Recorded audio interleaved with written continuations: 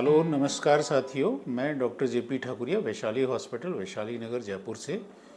आज हम बात करेंगे कॉमन ब्रेस्ट डिजीज़ के बारे में, है ना। ब्रेस्ट कैंसर के बारे में तो बहुत जानकारी उपलब्ध है और सब जगह आए दिन उस पर डिस्कशन होता रहता है। आए दिन अलग अलग प्लेटफॉर्म्स पर आपको ब्रेस्ट कैंसर के बारे में जानकारी मिलती रहती है। परंतु जो बेनाइन ब्रेस्ट डिजीज़ हैं, जो सामान्य ब्रेस्ट की डिजीज़ हैं, स्तन की जो सामान्य बीमारियां हैं, उनके बारे में कम मटेरियल उपलब्ध होता है या सोशल मीडिया पे और विभिन्न स्रोतों से जो है लोगों को कम जानकारी उपलब्ध हो पाती है। तो इसलिए हमने सोचा कि आज हम इस पे एक थोड़ा सा डिस्कशन कर लें। तो जो कॉमन बीमारी क्या हैं ब्रेस्ट की, तो एक तो होती है ब्रेस्ट में कि नॉर्मली ब्रेस्ट में सूजन आ गई। बहुत दो कॉमन बीमारियां होती हैं। एक तो सूजन आ गई, मवाद बन गई, है ना। एक होता है स्तन में पेन होता है और कई बार साथ में गांठ होती है या गांठ बिना पेन की भी होती है। तो ये मोस्ट कॉमन प्रॉब्लम्स हैं। इसके अलावा और भी कई सारी प्रॉब्लम्स होती हैं, जैसे रेट्रैक्टेड निपल होता है, जिसमें निपल अंदर घुसा हुआ रहता है, या निपल में क्रैक होता है, या एक्स्ट्रा निपल होता है, या अलग जगह पे निपल होता है, या निपल छोटा है, बड़ा है, दोनों बराबर साइज़ के नहीं है, छोटे निपल है, छोटे ब्रेस्ट हैं, बड़े ब्रेस्ट हैं। ये बहुत सारी प्रॉब्लम्स होती हैं। तो उनके वो कम कॉमन हैं और कुछ तो उसमें से जो है कॉस्मेटिक प्रॉब्लम्स हैं, जिनका कॉस्मेटिक ट्रीटमेंट होता है। प्लास्टिक सर्जरी और कॉस्मेटिक सर्जरीज होती है। कुछ जन्मजात प्रॉब्लम्स होती हैं, उनका जन्मजात बीमारियों का अलग तरीके से ट्रीटमेंट होता है। और कुछ कॉमन प्रॉब्लम्स हैं, जैसे रिट्रैक्टेड निपल है या निपल में क्रैक आ गया, वो उनका कॉमन मेडिकल प्रॉब्लम्स से इलाज हो जाता है। पर जो बहुत कॉमन दो चीज़ें हैं, एक तो ब्रेस्ट में सूजन आ गई और सूजन आके वहाँ पे एरिया लाल हो गया, और उसके बाद में अगर 4-5 दिन तक मरीज ने इग्नोर किया, ध्यान नहीं दिया, तो उसमें फिर मवाद बन जाती है। तो ये बहुत कॉमन प्रॉब्लम है। इसमें मरीज़ को शुरू में दर्द होता है, फिर धीरे धीरे वो एरिया लाल हो जाता है। लाल होने के बाद में सूजन आ जाती है और काफ़ी तकलीफ़ होती है, स्तन में भारीपन हो जाता है, और अगर समय गुजर जाता है तो फिर उसमें मौत बनने लग जाती है ना। शुरुआती स्टेज में अगर जो भी रोगी इस तरह के होते हैं, वो अगर दिखाते हैं, चिकित्सक को सलाह लेते हैं, तो शुरुआती स्टेजेस में इसमें दवाओं से, एंटीबायोटिक से और एंटी इन्फ्लेमेटरी दवाओं से उपचार हो जाता है और ठीक हो जाता है। पर अगर एक बार मवाद बन जाता है, तो मवाद बनने के बाद में जो है दवाएं प्रभावी नहीं होती है।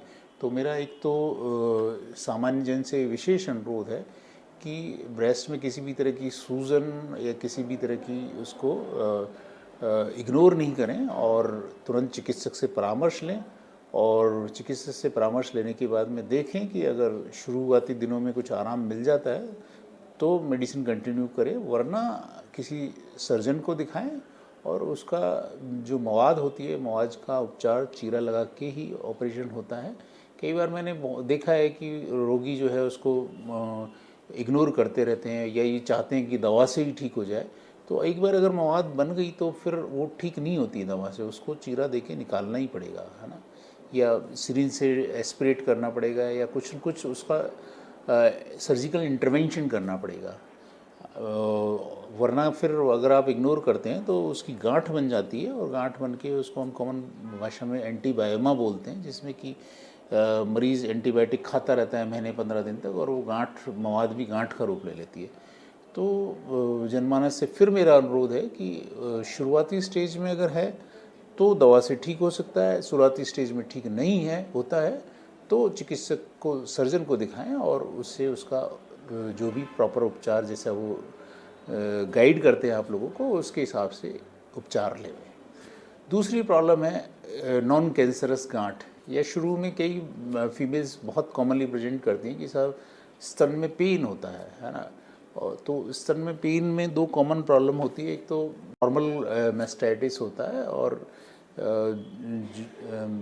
उसके अलावा कई बार नॉन पेन, बिना पेन वाली भी प्रॉब्लम गांठ होती है, जिसको फाइब्रोएडेनोमा बोलते हैं। फाइब्रोएडेनोमा एक छोटी गांठ होती है, नॉर्मली यंगर लोगों में होती है, जबकि जो आप अगर डिफरेंस करना चाहें कि आपकी जो स्तन में गांठ है वो कैंसरस है कि नॉन कैंसरस है, हालांकि there is no clear cut guidelines, फिर भी ये है कि यंगर फीमेल्स में यूजुअली फाइब्रोएडेनोमा या नॉन कैंसरस गांठ होती है, थोड़ी सी एजिंग के साथ जो होती हैं वो कैंसरस गांठें होती हैं।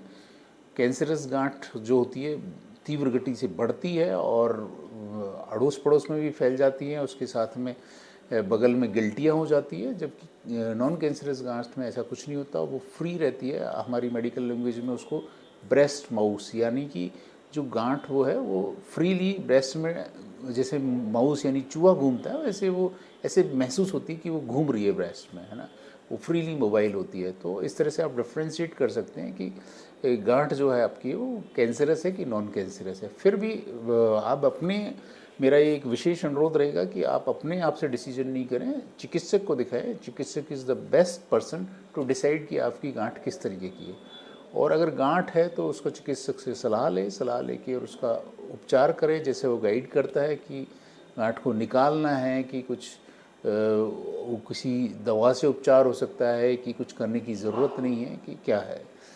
तो ये दो कॉमन प्रॉब्लम्स हैं। उसके अलावा और भी बहुत सारी प्रॉब्लम्स मैंने जैसे कि पहले भी बताया कि प्रॉब्लम्स होती हैं, कॉस्मेटिक प्रॉब्लम्स होती हैं, कई और प्रॉब्लम्स होती हैं, और जो मेन एक बहुत कॉमन प्रॉब्लम है स्तन की वो है ब्रेस्ट कैंसर। ब्रेस्ट कैंसर के बारे में हम कभी अन्य दिन बात करेंगे, परंतु आज जो मैंने मेन कॉमन जो प्रॉब्लम्स बताई हैं वो है, एक तो ब्रेस्ट में मेस्टाइटिस होके और मवाद होना, और दूसरा है ब्रेस्ट की कोई छोटी नॉन कैंसरस गांठ। धन्यवाद।